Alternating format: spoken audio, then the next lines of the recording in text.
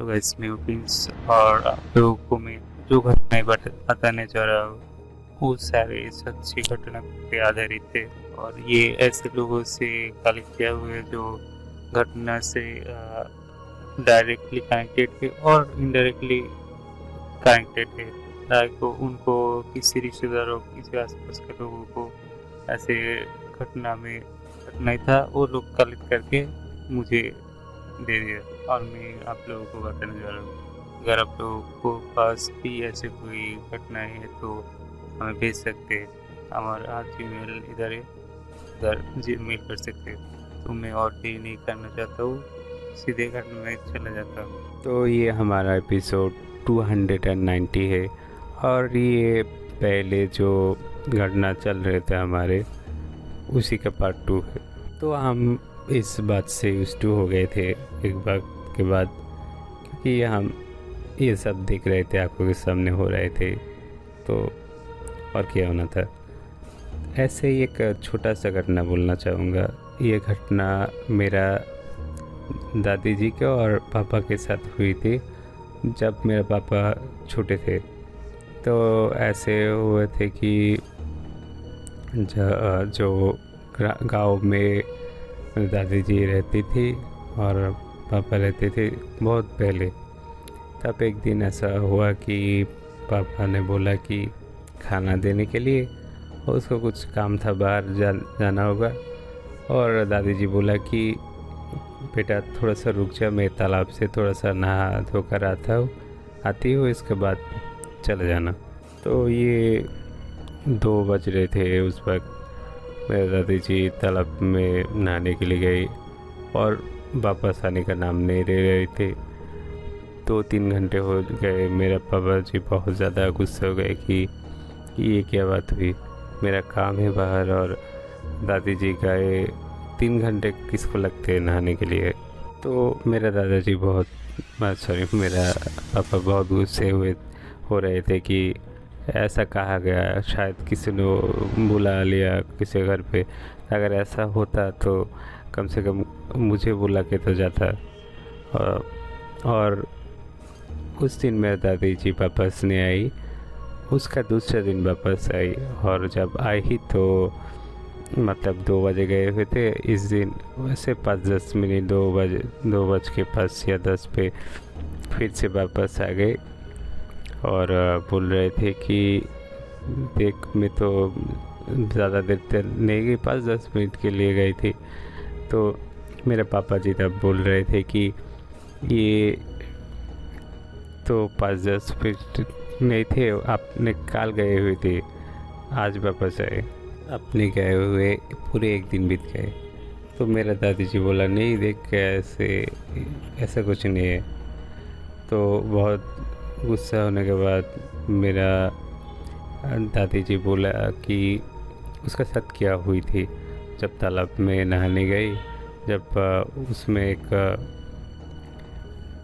जब दादी जी पानी के अंदर गई और उधर जो थे, मतलब जीन थे, वो मेरे दादी को पकड़ लिया और आने नहीं दे रहे थे। तो दादी जी ने उन लोगों को समझाया कि ऊपर मैं आप लोगों के साथ रहता हूँ, लेकिन मेरे ऊपर मेरा बच्चे थे, संसार है, ये सब छोड़ के मैं आप लोगों के साथ इधर नहीं रह सकता। तो उसको उधर बहुत सारे खाना, मीठा, मतलब मीठे में बहुत कुछ दे रहे थे खाने के लिए। तो मेरे दादी जी ने बोला कि अगर मैं इस सब में कुछ भी खा लेती तो ज़िंदगी के लिए मुझे इधर रहना पड़ती थी। तो एक वक्त में मेरा दादी जी बहुत ज़्यादा बीमार हो गई थी और मर जाने से आधे घंटे पहले मेरा दादी जी बहुत ज़ोर ज़ोर से सांसें ले रही थी। तो ये सांसें के बाद मैं क्यों बोला आप लोगों को बाद में पता चलेगा। बस गौर करना कि ये मेरे दादी जी बहुत ज़्यादा ज़ोर ज़ोर से सांसें ले रही थी मरने से आधे घंटे पहले। मेरा दादी जी जब मर गई तो उसके बाद से हम कोई भी घर वाले घर पे अकेले नहीं रह सकते थे। तो मर जाने के बाद से ही ऐसा हो गया कि मेरा हमारा घर के आसपास ऐसे ही कोई सांस ले रहे थे, सब लोग सुन पा रहे थे। लेकिन उस वक्त मेरे दादाजी तो मर गई थी, तो ऐसे सांसें भी ले रहे थे कोई, और ऐसा लग रहा था कि छत पे कोई चल रहा है, ऐसे आवाज़ आते थे। तो हम ऊपर जाके देखते थे कि कौन है, लेकिन हमें कभी भी कोई मिला नहीं ऐसा। तो धीरे धीरे से मेरा मॉम भी बहुत ज़्यादा सॉरी करना चाहूँगा इस स्टोरी के बीच में ब्रेक लेने के लिए।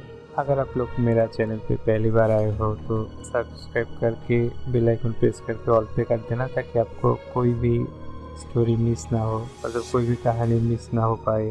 जब भी मैं डाल दूँगा मेरा जो कहानी है, तब भी आपके पास पहुंच जाएंगे। और आप लोग अगर सब्सक्राइब करते हो तो मुझे मोटिवेशन मिलते है इस तरीके के कंटेंट और देने के लिए। और लाइक कर देना, अगर आप लोग ज़्यादा से ज़्यादा लाइक किए तो ये ज़्यादा से ज़्यादा लोग तक प्रमोट हो जाएंगे, मतलब चला जाएंगे। और आपका पसंद का लोगों से ये शेयर करना भी मत भूलना।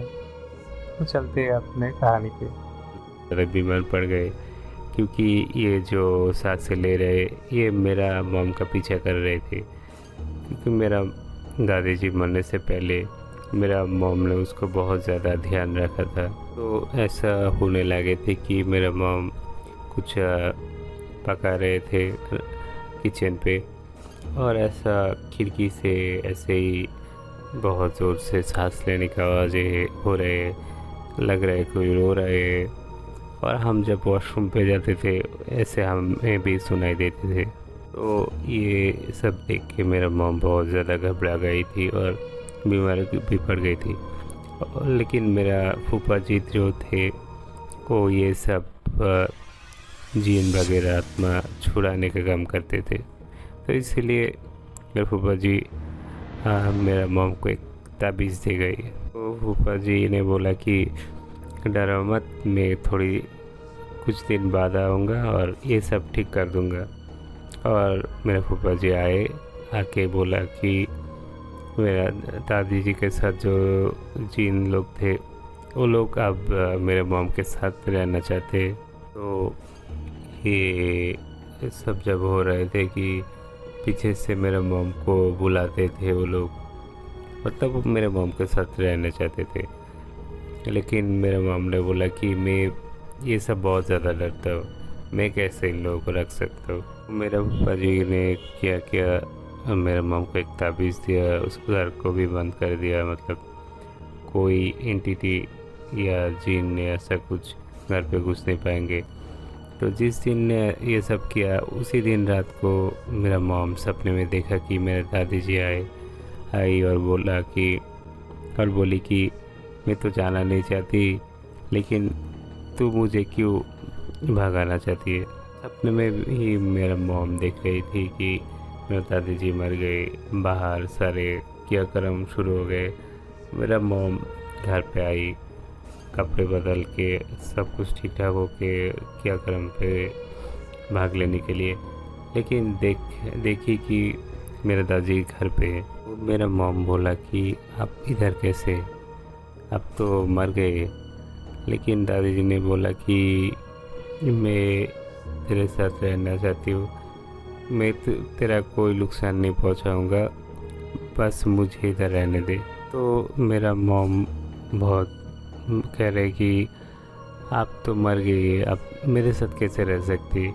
तो ऐसे बातें में मेरा मॉम जाके ड्रॉयर खोला कि कपड़े वगैरह निकालने के लिए, देखी कि मेरे दादी जी का आधे हिस्से ऊपर का ड्रॉयर पे थे और बाकी आधे हिस्से नीचे का ड्रॉयर में।